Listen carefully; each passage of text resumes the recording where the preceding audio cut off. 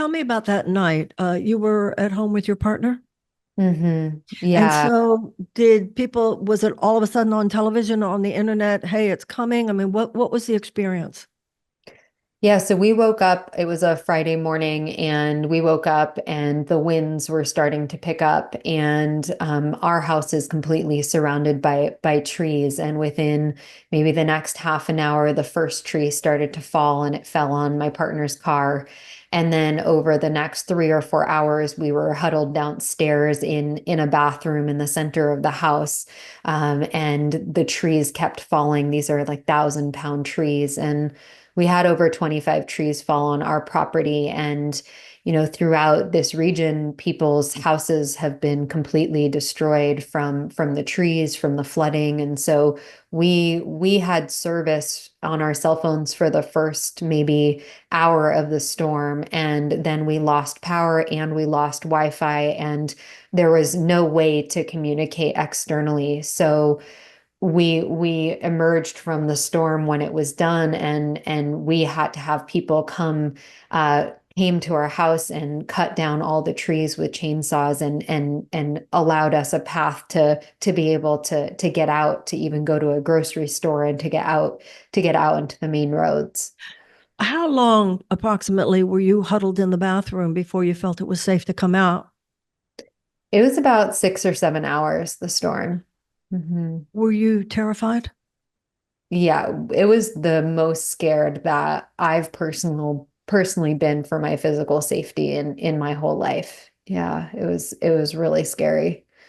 Now, Asheville is known for being a very creative, sort of hip, cool place. What kind of an effect has it had on your community?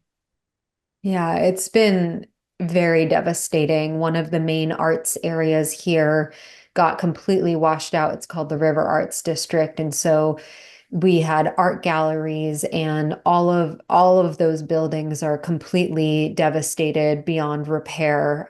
Small businesses in town have had to close down. Many of the buildings have been destroyed.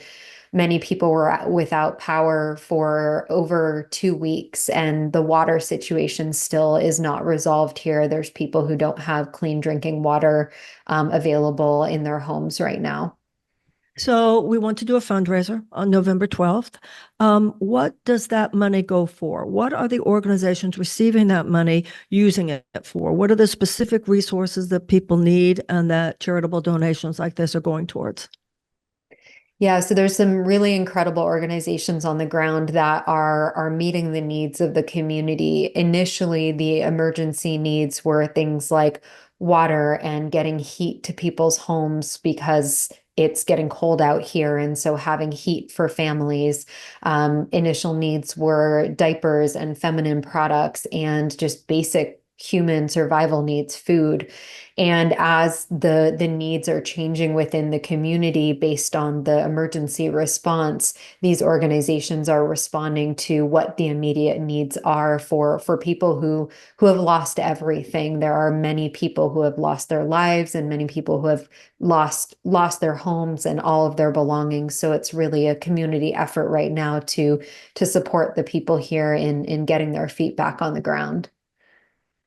And I think what people need to realize is that even with FEMA being there, even to the extent to which they're doing absolutely everything they can do, we still need charitable contributions in addition to that. That's correct, right?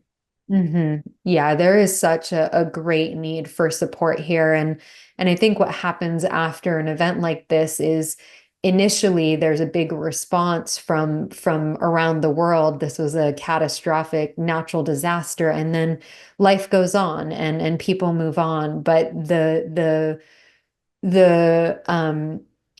the devastation here is years and years of recovery. And if you think about even restaurants that have been out of business for a month, all of their employees have been laid off. And so there's many different needs that are surfacing right now during the recovery period.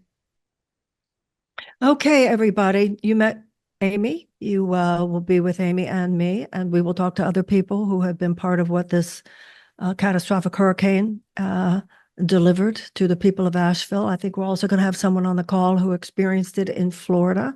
And we're going to hear about the hope. We're going to hear about the light that comes out of that kind of darkness in terms of people being there for each other and really rebuilding community out of such a tragic experience. And there's a way that you can join that process, not only with your money, but with your attention, with your care. So I hope you'll be with us on November 12th. Be here. You'll see the announcements. You'll see Amy and me again, and we'll be talking to a lot of other really great people. Let's open our hearts and be there for people who really need it at a time like this. See you on November 12th.